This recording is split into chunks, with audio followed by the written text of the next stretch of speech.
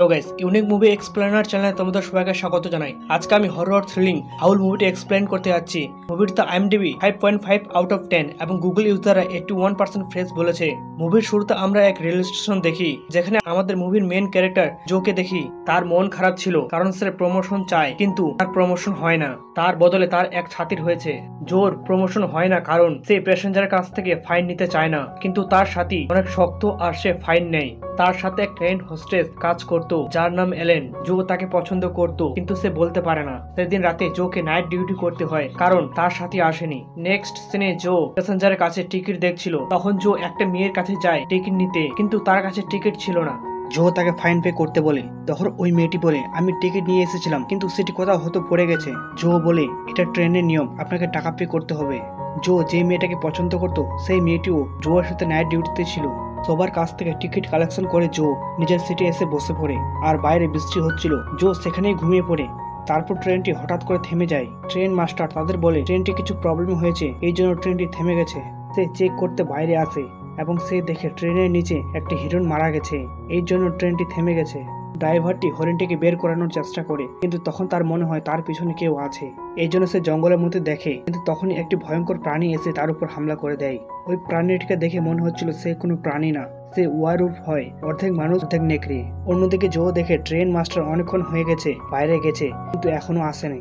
জো প্যাসেঞ্জারদের বোঝাতে থাকে ট্রেনটি খারাপ হয়ে গেছে আর ড্রাইভারটি বাইরে থেকে এখনো আসেনি। তার এই কথা শুনে তারা বলে আমাদেরও বাইরে যেতে হবে। তাদের মধ্যে একজন যার নাম অ্যাড্রিন, সে বলে বাইরে কিছু দূর যেতে আমরা হয়তো নেটওয়ার্ক পেয়ে যাব আর আমরা সাহায্যের জন্য কল করতে পারবো। কিন্তু জো এটা করতে মানা করে দেয়, এটাতে অনেক রিস্ক হতে পারে আর তার চাকরিও চলে যেতে পারে। সব প্যাসেঞ্জার মিলে জোকে বাইরে যেতে রাজি করিয়ে নেয়। তারপর তারা ট্রেন থেকে বাইরে নামতে থাকে এবং তারা সামনের দিকে যেতে থাকে।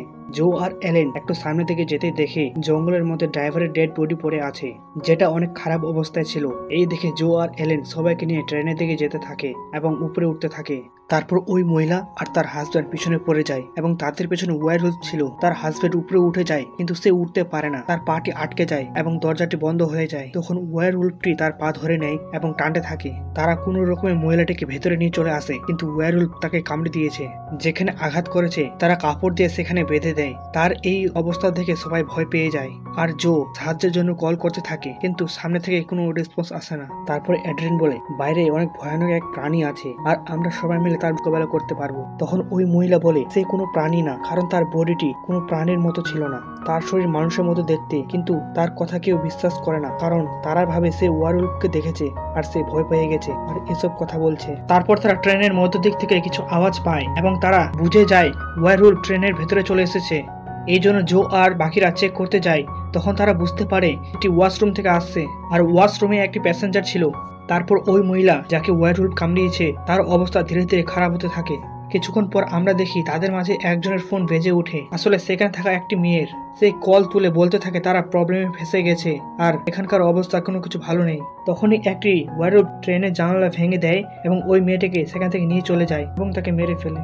এই দেখে তারা অনেক ভয় পেয়ে যায় এবং সেখানেই বসে পড়ে। তখন তাদের মাঝে থাকা একটি বৃদ্ধ মানুষ বলে কিভাবে ওয়্যারউলফের সাথে লড়াই করতে হবে আর তাকে মারা যাবে। নেক্সট সিনে আমরা ট্রেনের মধ্যে কিছু অস্ত্র দেখতে পাই এবং সেগুলোকে তারা নিয়ে নেয়। তারা খুব ভারী এবং শক্ত জিনিস ব্যবহার করে ট্রেনের দরজা জানালা বন্ধ করে দেয়। তারপর আমরা ওই মহিলাকে দেখি যাকে ওয়্যারউলফ কেটেছে। সে অন্যরকম ব্যবহার করতে থাকে, এই জন্য তার হাজবেন্ড জোর কাছে জলের বোতল নেয় এবং তাকে ধন্যবাদ জানায়। কিন্তু তখনই ওই মহিলা উল্টি করে দেয় এবং তার সাথে সাথে দাঁত বের হয়। তখন অ্যাড্রিন বলে একে ওয়্যারউলফ কেটেছে, এর মানে এও ইনফেক্টেড আছে, সেও কিছুক্ষণ পর ওয়্যারউলফ হয়ে যাবে।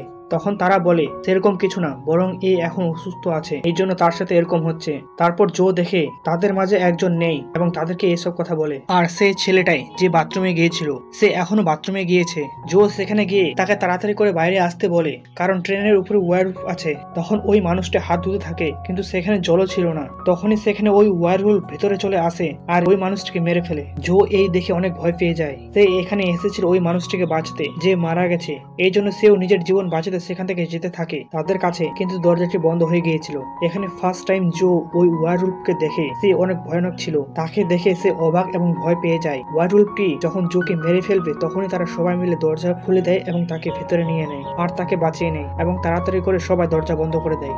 কিন্তু ওই ওয়্যারউলফটি অনেক শক্তিশালী ছিল। সে দরজা ভেঙে ভেতরে চলে আসে। সে এসে তাদের উপর হামলা করে দেয়। তখন তারা সবাই মিলে ওই ওয়্যারউলফকে মারতে থাকে এবং তাকে মেরে ফেলে। তারা ওয়্যারউলফের হাতে একটি রিং দেখতে পায়।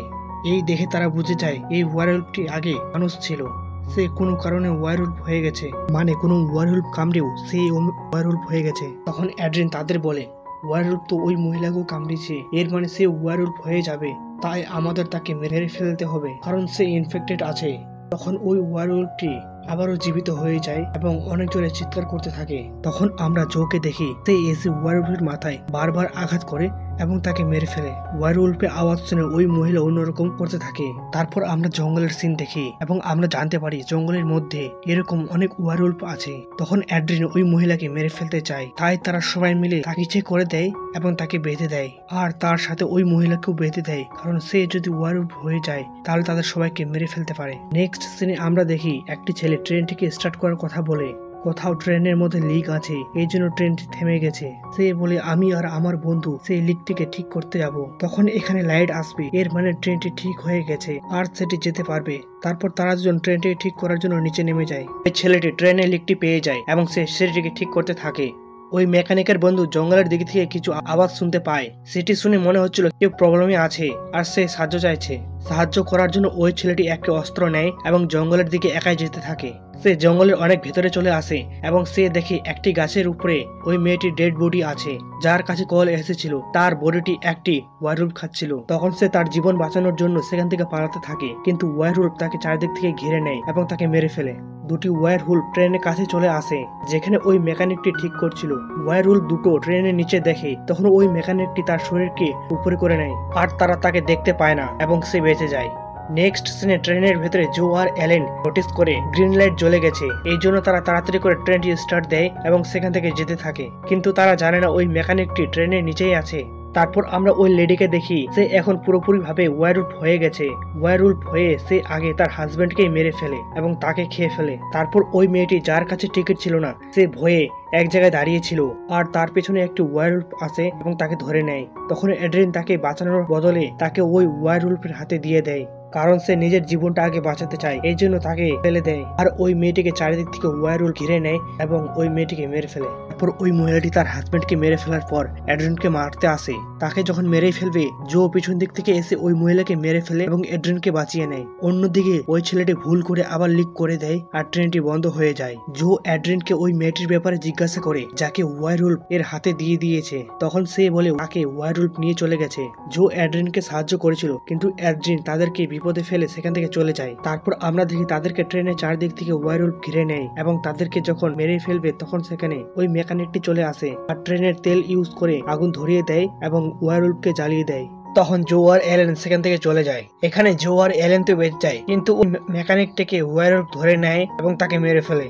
তারপর জো অ্যালেনকে তার মনের কথা বলে, সে তাকে অনেক ভালোবাসে আর অ্যালেনকে সেখান থেকে চলে যেতে বলে। অ্যালেনের সেখানে মন খারাপ হয়ে যায়, কারণ সে জোকে ছেড়ে সেখান থেকে যেতে চায় না, কিন্তু জো তাকে সেখান থেকে পাঠিয়ে দেয় এবং সে সেখান থেকে চলে যায়। তারপর ওই ওয়্যারউলফ গুলো জোকে চারিদিক থেকে ঘিরে নেয় এবং তাকে মেরে ফেলে। নেক্সট সিনে অ্যালেন রেল স্টেশনে পৌঁছে যায় এবং তার হাতে জোয়ের লকেটটি ছিল। অন্যদিকে অ্যাড্রিন ভাবে সে ওয়্যারউলফের হাত থেকে বেঁচে গেছে, কিন্তু সে ভুল ছিল। তখনই সেখানে চারিদিকে তাকে ওয়্যারউলফ ঘিরে নেয় আর তাদের মাঝে জো ছিল যে ওয়্যারউলফ হয়ে গেছে। তারপর তারা সবাই মিলে অ্যাড্রিনকে মেরে ফেলে আর এই মুভিটা এখানে শেষ হয়ে যায়। মুভিটি যদি ভালো লেগে থাকে তাহলে লাইক, শেয়ার, কমেন্ট করতে ভুলবেন না এরকম নতুন নতুন ভিডিও পাওয়ার জন্য।